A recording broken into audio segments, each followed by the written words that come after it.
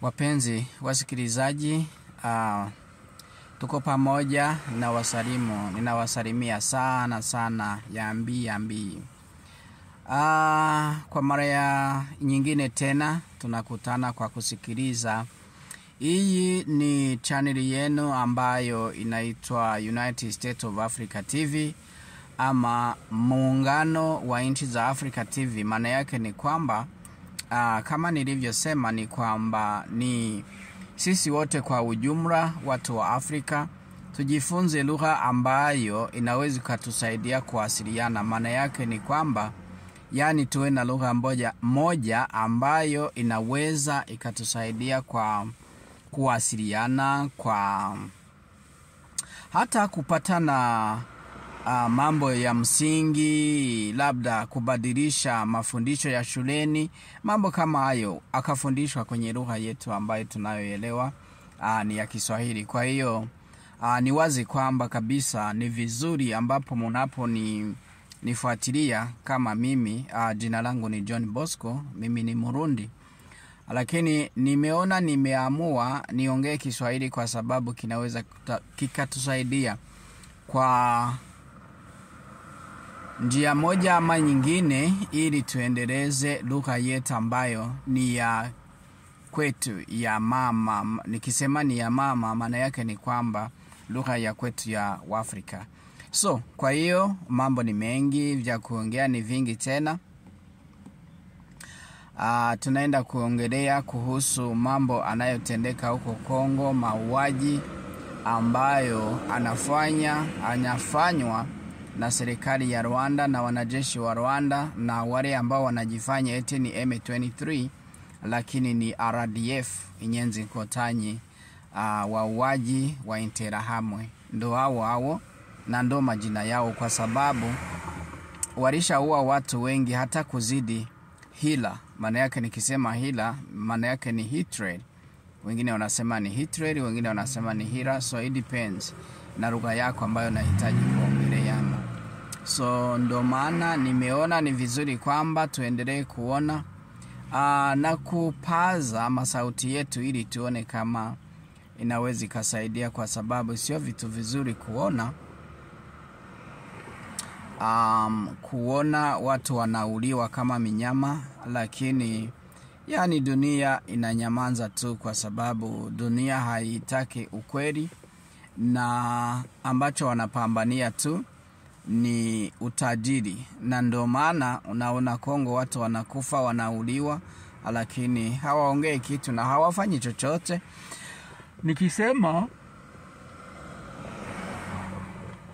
Nikisema eti hawafanyi chochote, maana yake ni nini? Maana yake ni kwamba wao wanasema eti wanatuma wanajeshi wa Umoja wa Dunia, yani maana yake United Nations, lakini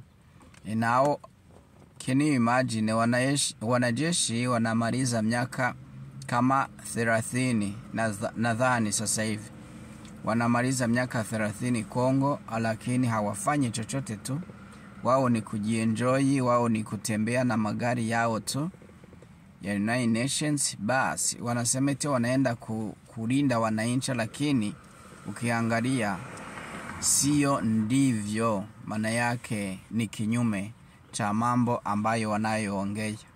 Wangekuwa wanalinda wananchi, wasingekuwa wanabakwa kila siku wasichana wadogo, wa mama. Yani ni maajabu. Na ndo maana mimi nimesema dunia ya leo haina ukweli.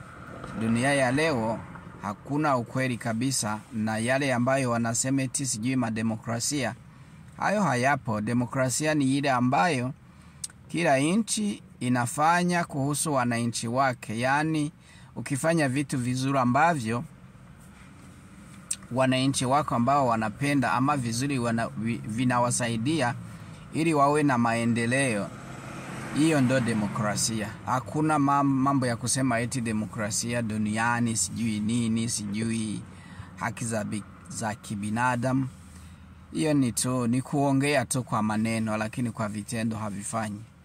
So kwa hiyo Kongo wamama wanakufa, wachana wadogo, wababa, wazee, wote wanauliwa kinyama, lakini hakuna ambacho kinachofanyika. Tu ni kupambania utajiri wa nchi ya Kongo, ndio kitu ambacho walishatia mbele. Lakini tukiangalia vile ambavyo Ibrahim Traore anavyosema, ni kwamba kabisa yani marais wa nchi za Afrika wanahitaji kujiongeza, yani wanahitaji ujuzi mwingine wa kuona mali ya kwao ni ya kwao, yani saidie wananchi wao, sio ya kwenda nje. Lakini kwa sababu kuna tamaa kwenye viongozi, na ndio maana wanakuwa vibaraka vya wazungu, yani vibaraka vya manyang'ao. Unaona, wanaweza kuwa vibaraka ili tu wasaidiwe hela za kwao wenyewe na mafamilia yao, hawajali watu wengine. Unaona. Na sasa ukisikia habari ya Ivory Coast ama Cote d'Ivoire, namna ina kila kitu, lakini wananchi, na rais huyo wa Cote d'Ivoire na yeye mwenyewe ametawala, yani ametawala wakati mwingi sana, lakini hawape uhuru wananchi, hawasaidie wananchi. Hapana. Maana yake ni nini? Maana yake ni kwamba hajali wananchi, haweza kaseme eti wananchi sijui afanye nini. Ni yeye tu na familia yake. Na waangalie tena pale Guinea, kama ni Guinea Equateur, kama ni Ikwera, na wenyewe hawafanyi chochote isipokuwa tu wanaendelea kufanya vyao, wanaendelea yani kula hela tu. Ndio hivyo vyao. So wakati mwingine ni vizuri kwamba wananchi wasaidiwe, wakati mwingine ni vizuri wananchi na wenyewe wawe na kitu kwenye mali zao. So lakini kwa sababu hakuna kitu chochote ambacho wanachojali kuhusu wananchi, hawafanyi chochote na hawawasaidie chochote. Ndio maana yani unaona watu wanakuja eti Ulaya, wanakufa kwenye maji, kupitia kwenye njia za maji, kwa sababu ndio hizo zinaweza zikawaleta huko Ulaya, lakini wanakufa ovyo. Angalia kwa mfano namna Libya ilivyoharibika wakati ambapo walimuua Gaddafi. So na Gaddafi alikuwa na mpango mzuri kuhusu Afrika. So nadhani inaeleweka kwamba Tshisekedi wa Kongo na watawala wake ama ambao wanashirikiana kwenye utawala wake wasipofanya kitu cha kusaidia wa Kongo, wasije wakaseme eti wanaenda sijui kusaini wapi na wapi. Hiyo haisaidii kitu. Yani ukiangalia unaweza kuwa ni maajabu kule Kongo, kwa sababu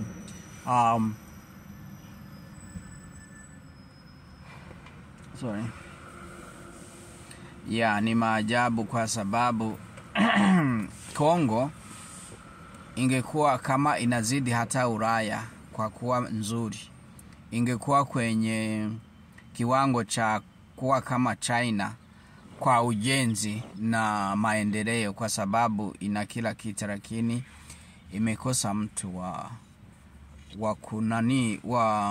wa kusimama imara na kapambania asilimali za Wakongo na Wakongo wakafaidika. Lakini ndio maana unaona nchi fulani ndo zinafaidika, Uganda, sijui Rwanda, ndio maana unaona wanavamia Kongo,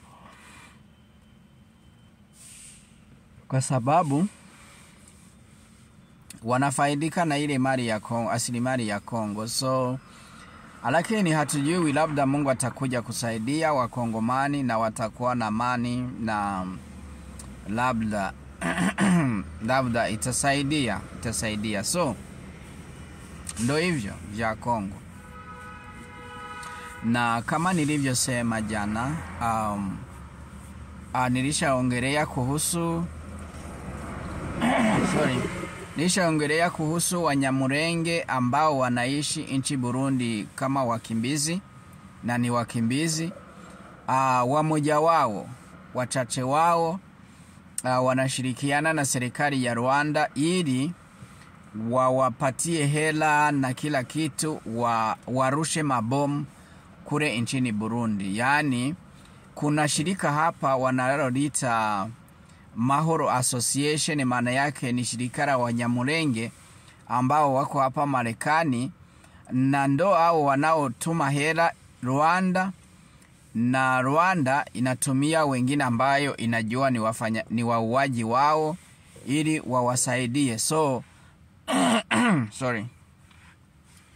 Kama nilivyosema jana kwenye lugha yangu ya Kirundi, ni kwamba Wanyamulenge hao wanaoishi Burundi, iwe ni Bujumbura, iwe kwenye makambi, iwe wapi nchini kote Burundi, serikali ya Burundi inapaswa ifanye mpango wa kusaka, yani wa kuwasaka kabisa.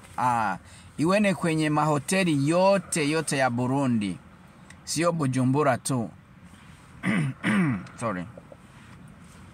Hoteli zote za Burundi, yani maana yake ni kwamba serikali ya Burundi ama usalama wa nchi wawatafute, na kuna ambao wanatoka Rwanda wanaingia, kwa sababu wauaji wote walishawapatia hela ili wasafiri mpaka Burundi wakutanie huko, na ni mpango wa serikali ya Rwanda ili wafanye fujo ndani ya nchi, na badala yake waje waingilie ndani, kwa sababu eti watarusha mabomu kwenye masoko, kwenye mabaa, kwenye sehemu ambayo kuna watu wengi. Yani ndo mpango wao, ili serikali changanyikiwe, isiji kafanya control ya kila kitu. Kwa hiyo tulishasema mapema, na kwa hii tumesema kwa lugha ya Kiswahili ili waendelee kupasha habari. Tunajua Burundi najua, lakini na sisi tukipata habari kama hizo ni mpaka tuzisukume tuwaelezeye, kwa sababu sisi wote ni wananchi tunaopenda nchi yetu ya Burundi. Kwa hiyo ni vizuri ikiwa ni mzalendo, ukipata habari ambayo kama hiyo unapasha kuituma ili waendelee kupata habari nyingi ili wazishughulikie. Kwa hiyo tunajua serikali ya Burundi nazo, lakini iendelee kufanya msako mzima kwenye nchi, hata kwenye mahoteli, kwenye hoteli kubwa na hoteli ndogo na kwenye makanisa ya Wanyamulenge, na kwenye makanisa ambayo wanaona wana mashaka nayo, waendelee kusaka, kwa sababu itakuwa balaa. Yani walishapanga mpango, serikali ya Rwanda ilishapanga mpango, kwa sababu ilishaona haiwezi kaingilia Burundi kurusha risasi kutoka Rwanda, kwa sababu inajua haiwezi kafanya chochote. Lakini kuna wachache kwenye Wanyamulenge ambao wanajidai kwamba eti serikali ni ya Wahutu, eti kwa hiyo wanataka waipindue. Imagine mtu ni mkimbizi, lakini anajifanya eti yeye alishakimbia kwao Kongo, yani hana lolote, lakini anajifanya eti anataka kupindua serikali ya Burundi, eti inaongozwa na Wahutu.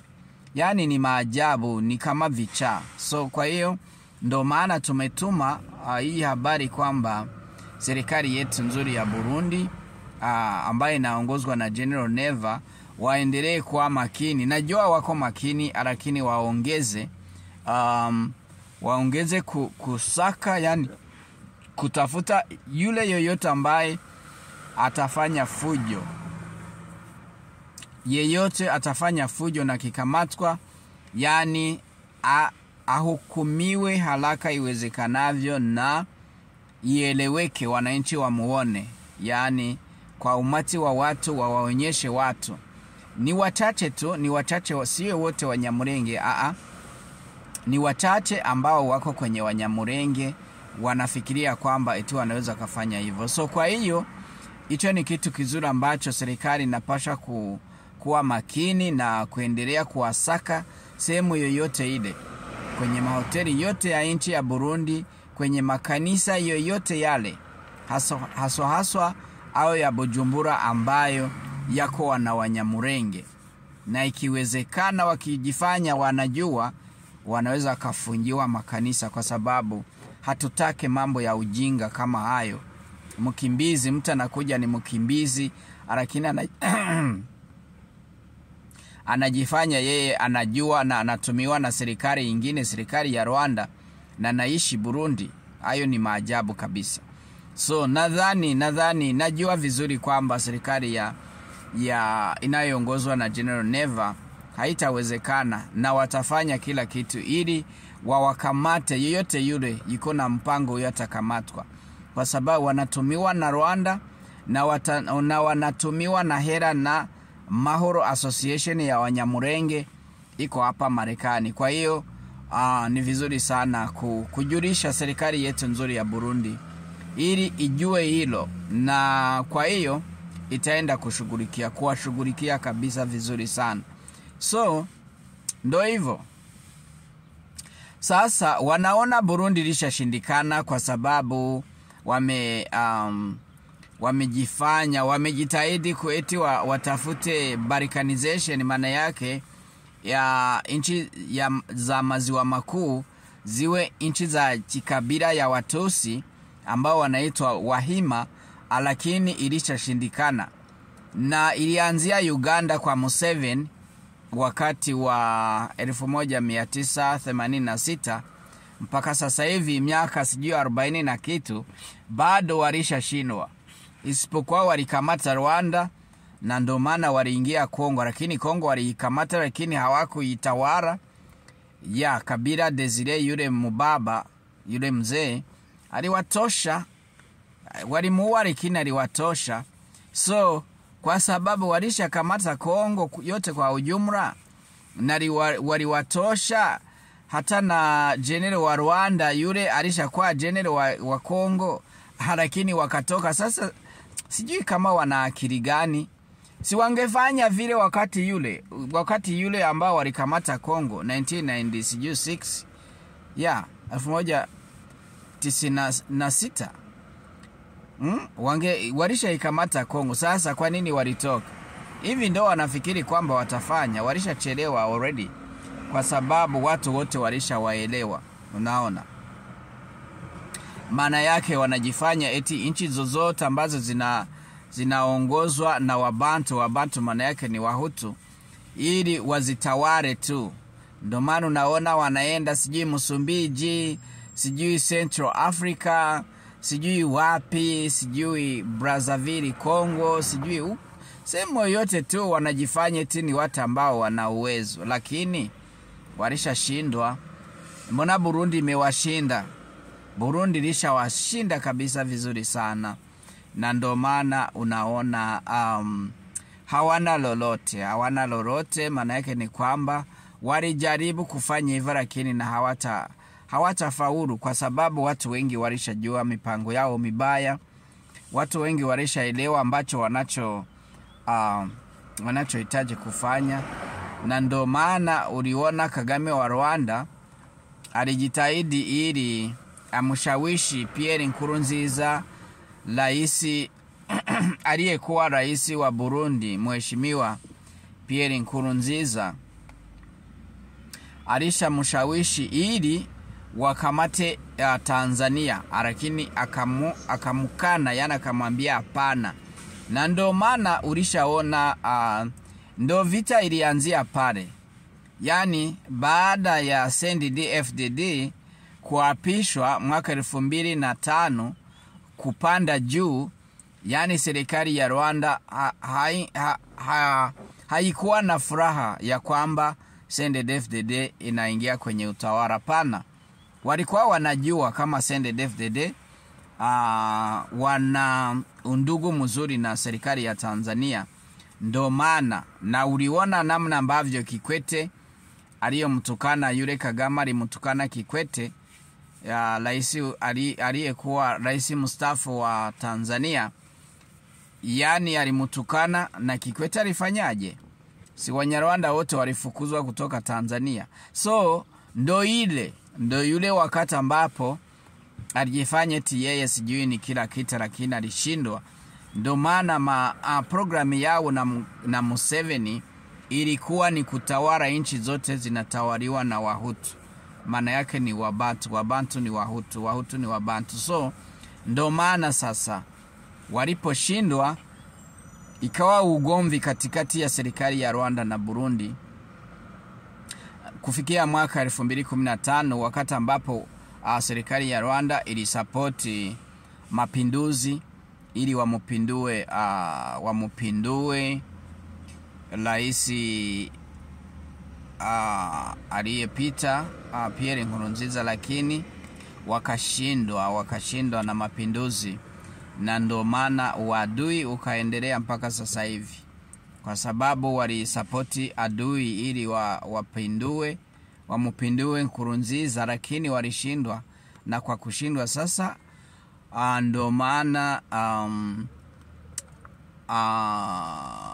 uadui unaendelea mpaka sasa hivi, kwa sababu hawakuweza kumupindua. So mpaka sasa hivi walijaribu mara nyingi sana, sijui wakawa na wale wakimbizi wa Burundi wanaita Red Tabara ili wasaidiwe wapigane na Burundi, lakini mpaka sasa hivi hawajaweza na hawataweza. Lakini sisi hatuhesabu eti Red Tabara, sisi tunahesabu ni serikali ya Rwanda tu, ni wanajeshi RDF wa Rwanda M23. Na ndo maana General Neva wa Burundi akamwambia, mimi ukivamia tu Bujumbura na mimi nitavamia Kigali kupitia Kirundo province. Unajua, kwa sababu Kirundo ni karibu na wapi? Ni karibu na Rwanda. Ukivamia hapo na mimi nitavamia Kigali. So alishamwambia kabisa. So kwa hiyo ndo maana aliona akiwasha moto atausoma, na ndo maana akawa anaogopa. Lakini ambacho anataka atumikishe Wanyamulenge wakimbizi wako ndani ya Burundi, lakini sio wote, wachache wao Wanyamulenge. Yeah. So kwa hiyo, lakini tulishatambua kinachoendelea, na ndo maana hawatafanya chochote, kwa sababu tulishatambua na tulishajua mipango yao. Kwa hiyo hata na serikali ya Burundi nayo ina habari hizo. Kwa hiyo hawatapita sehemu yoyote na hawatafanikiwa kwenye malengo yao, kwa sababu malengo yao tunajua ni malengo mabaya kuhusu nchi yetu ya Burundi. Kwa hiyo kila habari, kila chochote tutakuwa tunawajulisha, na wenyewe wanazo habari kwa sababu wana upelelezi mzuri. So serikali ya Burundi inajipanga kwa kila chochote kile. So sorry. Yani ni maajabu. Unaona, Ruto wa Kenya, isipokuwa tu Kenya, wananchi hawako kwenye huo mpango, kwa sababu wananchi wa Kenya ni watu ambao wanajitambua, ni watu ambao wana upendo. Lakini Kenya, kwa sababu Ruto ni mwizi, rais Ruto wa Kenya ni mwizi, yeye ambacho anahitaji ni hela tu. Na ndo maana na yeye akatuma wanajeshi wake wakapigwa pale Uvira, na Uganda katuma, na South Sudan katuma, sijui na Watigre wakatuma, na Wasomalia, lakini wote walipigwa. Na Rwanda katuma, wote walipigwa na askari jeshi wa Burundi. Can you imagine, nchi kama 4-5 zinaingia sehemu moja tu, zinapigwa na nchi moja? Nchi ya Burundi, yani askari jeshi wa Burundi na wazalendo wa Kongo waliwapiga wote, wengine wakawakamata. Can you imagine? Unaweza kufikiri mambo kama hayo? Na ndo maana Burundi wanaogopa askari jeshi wa Burundi. Yani ni watu ambao huwezi ukachezea, na wenyewe wanajua ni askari jeshi kabisa. Walishaingia kwenye vita miaka mingi. Usilete mambo ya ujinga kwao. We ni moto tu, moto ni moto basi, hakuna kitu kingine. Kuna mambo ya siasa kama wanavyomtumikisha Tshisekedi, hamuna. Burundi ukija na moto ni moto. Hakuna mambo ya kubembeleza. Kwa hiyo Burundi haivamie mtu yoyote ama nchi yoyote, lakini ukijaribu we mwenyewe watakupiga kabisa mwenyewe. Utaomba msamaha na hawatakupatia msamaha. Watakupiga kabisa mpaka dunia itashangaa. Na ndio maana unaona wanajeshi wa Burundi yani wana discipline. Hauwezi ukasikia maneno kama wale wa Kongo, hamna. Wao ni moto kwa moto basi. Hakuna mambo mengine, kuna mambo ya kutangaza, hakuna neno. Wao ni moto kwa moto. So kwa hiyo uone namna jeshi lipo, unaona. Naweza nikasema ni kama jeshi la Russia. Isipokuwa na jeshi la Russia, mlishasikia kuna ambao walichukua rushwa kutoka Ukraine na Ulaya, lakini Burundi ni jeshi la mala, ni jeshi la zuri sana kwa sababu halichukui rushwa kabisa, na lina mapambano ya ajabu ya hali ya juu. Ni makomando kabisa, walisha trend vizuri sana. So kwa hiyo tunaendelea kushukuru jeshi letu la Burundi, liendelee kupiga adui huko Kongo, na ambayo atawaingilia wamupige kabisa vizuri sana. Na ndo imara yao, na ndo hiyo nzuri ya kulinda nchi ya Burundi, kuilinda wakiwa Kongo kule. Kwa sababu wale wa RDF M23 Nyenzi Nkotanyi wa uaji wa Interahamwe, yani nia yao ni kuingia Bujumbura, lakini watakufa bila kuingia Bujumbura. Wote wataishia kule Uvira na wataishia kule Sange. Kwa hiyo tunawapongeza sana askari jeshi wetu wa Burundi. Muendelee kupambana, muendelee kumupa dawa adui, na takoma kabisa. Na bravo kwa sababu mumepiga nchi sijui Rwanda, Uganda, Kenya, South Sudan, Somalia, Tigray. Unaona? Nchi 6 zose zimepigwa na jeshi la Burundi na wazalendo. Unaona? Kitu kizuri sana ambacho maana yake ni kitu ambacho cha kushangaza. Ni kitu ambacho cha kushangaza kwa sababu nchi 6 zote yani ni maajabu. Mungu yupo tu, na askari jeshi la Burundi liko imara, litaendelea kupambana na kupiga adui. So hicho ndio kitu ambacho tunaweza kushukuru kwenye jeshi letu la Burundi. Ni jeshi liko imara, jeshi ambalo huwezi ukasema eti na wapatia rushwa, amna. Jeshi ambalo ukija na moto ni moto, dawa ya moto ni moto, sio maji. Sawa, asanteni sana wanajeshi wa Burundi. Mungu awabariki, na muendelee kuwa pamoja na wazalendo, muendelee kupiga adui. So ndo hizo habari nimekuwa nataka kuwapisha, kuwajuza hii leo mwezi wa 5, tarehe 20 mwezi wa 5 tarehe 20 mwaka 2025. So kwa hiyo muko pamoja na mimi, na muendelee kunipatia sub, maana yake subscribe, na muendelee kusharing YouTube yangu channel United States of Africa TV, muungano wa nchi za Africa TV, na muendelee kufanya macomment ili nisikie mawazo yenu. Munisaidie tuendeleze lugha yetu ya Kiswahili, kwa sababu ni lugha ambayo itaenda kusaidia wananchi, ni lugha ambayo itaenda kutuunga pamoja sisi wote kwa ujumla. So nadhani ni vizuri sana sisi wote kujifikiria watoto wa Afrika, lugha moja, na hapo umoja utaingia. Lugha moja, na hela moja, na umoja wetu vitatusaidia kabisa. Unaona? Hivyo vitu vitatusaidia hata na kuwa na passport moja, na kutoa mipaka katikati ya nchi zetu. kutoa mipaka katikati ya nchi zetu, lugha moja, kuwa na hela yetu moja, kuwa na passport moja. Na huo ndo umoja wetu utasaidia. Na lugha yetu ambayo tuliochagua kabisa, tulio wengi, ni lugha ya Kiswahili. Na Kiswahili chenyewe ambacho tunahitaji kuongea ni Kiswahili kutoka chimboni Tanzania.